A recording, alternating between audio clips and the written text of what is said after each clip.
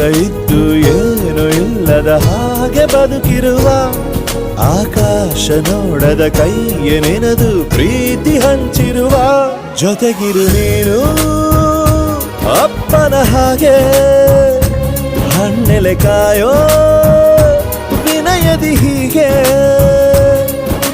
ನಿನ್ನನು ಪಡೆದ ನಾವು ಪುನೀತ ಬಾಳು ನಗು ನಗುತ್ತಾ ಬೊಂಬೆ ಹೇಳುತ್ತೈತೆ ಮತ್ತೆ ಹೇಳುತ್ತೈತೆ ನೀನೇ ರಾಜಕುಮಾರ.